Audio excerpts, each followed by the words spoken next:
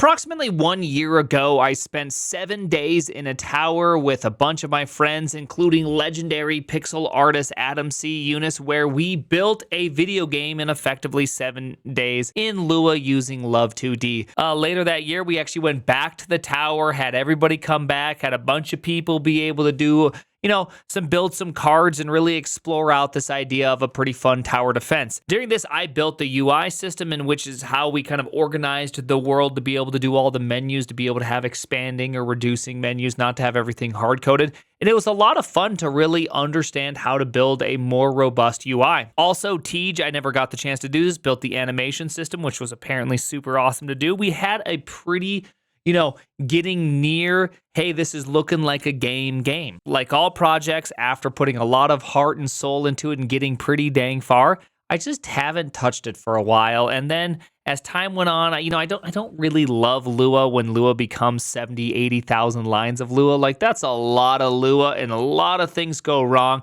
But then I kind of had this crazy idea.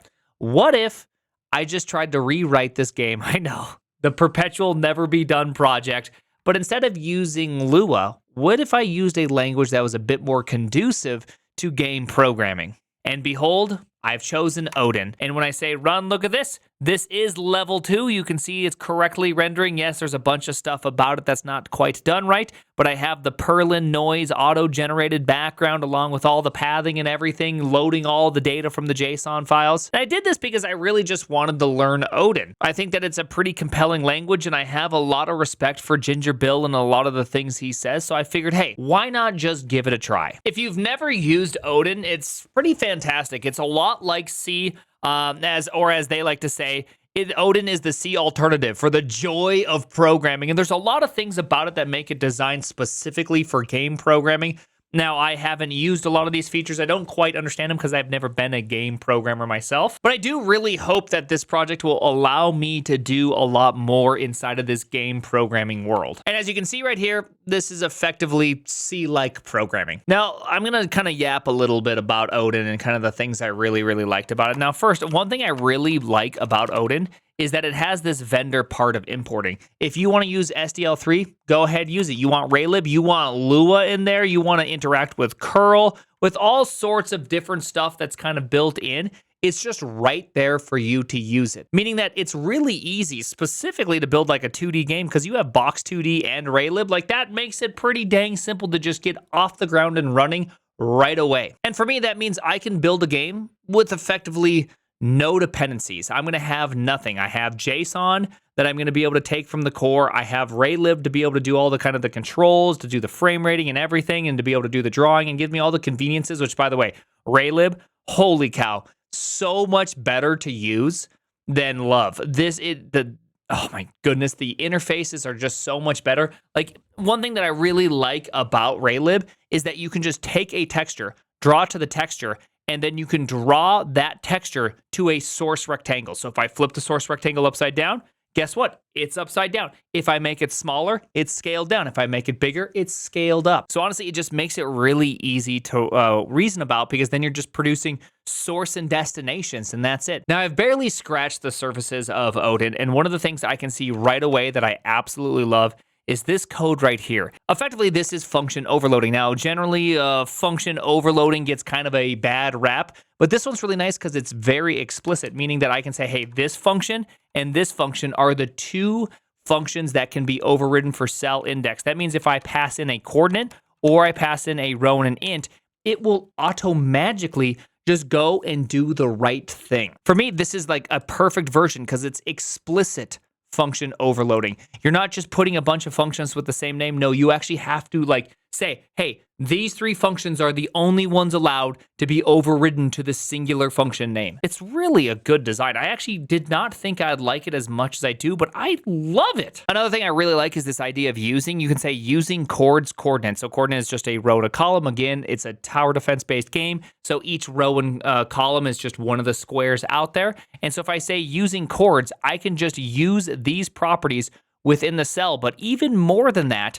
if I have something that says takes in a coordinate, I can also just pass in a cell to this. Like this right here.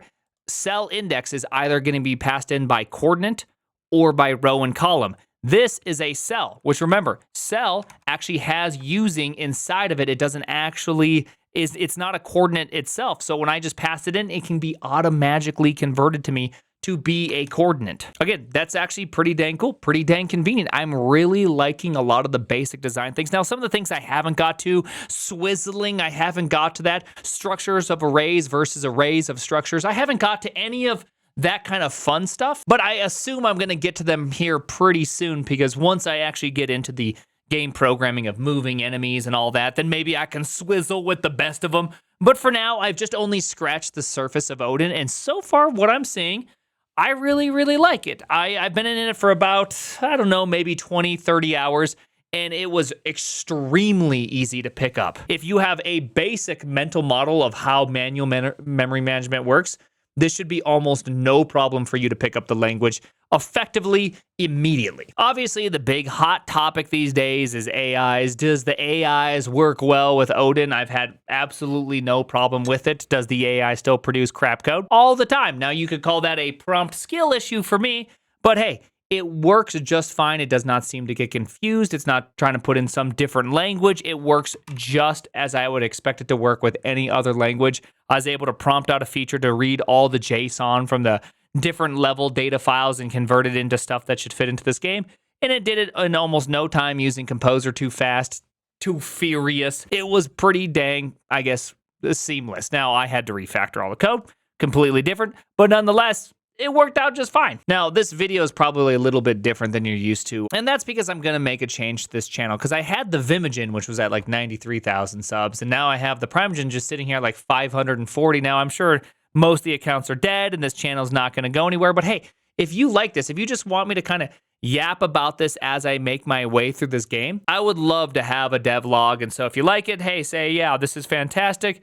Give me a thumbs up. I don't know, press the subscribe button if anybody even watches this. And a personal goal of mine is that long as I'm not traveling and I don't have access to a computer, long as I can actually do some work, I'm hoping to release like a video once a week, every other week, just kind of yapping about what I'm doing and where I'm getting to this. I might also rebuild this again in Jai, Jonathan Blow's language, J Blow Lang, as I've heard it, Blow Lang. I've heard all the different terms, Jai, Jai.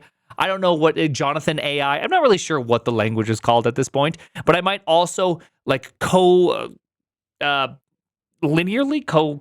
collaterally, co-develop both of them by hand and kind of see like, okay, this is where this language is really cool at. I mean, Jonathan Blow's language obviously is significantly more expressive. It allows for, it is literally the best language ever written for macros. It could be pretty cool to kind of co-develop them. So I'm not in any sort of rush to finish this game. It's more, I want to explore stuff and build stuff and just kind of go back to coding for the joy of coding, because I'm going to be real with you guys. There was a bit of a time there that I felt like some of my joy of coding kind of got sucked out of me, and that's because I've just been trying so dang hard to understand this damn AI programming world, and I've honestly I keep on trying to push into it because I just keep seeing all these promises of the greatest thing ever. And yes, like, if I don't care too deeply about anything, I can move pretty fast. But if I actually like care about the thing, I find that I have to greatly slow down, and I just haven't got the same, speed up that other people are seeing. And so I just keep on thinking, okay, I must be holding it wrong. And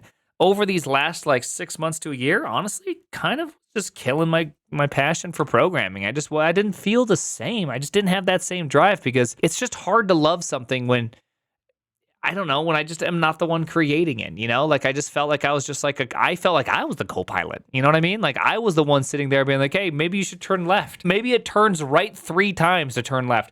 I don't know what's happening on the inside. And for me, that's like, I got into this for the love of the game. It's not that I was out here being like, oh my gosh, I can't wait to get a job and get paid tens of thousands of dollars a year, because that's what it was when I got started. Like, programming wasn't a necessarily high paying job. And so this kind of shift that happened, it means that I just got into it for the sake of doing it, and I love it. And so I wanted to kind of go back to the roots, and that's what what this channel is about. This was the longest winded way of saying, hey, I really appreciate all of you for sticking around. I know you guys like it when I yap about news articles or make fun of stuff or talk about AI or security and stuff, but my first love is programming. The name.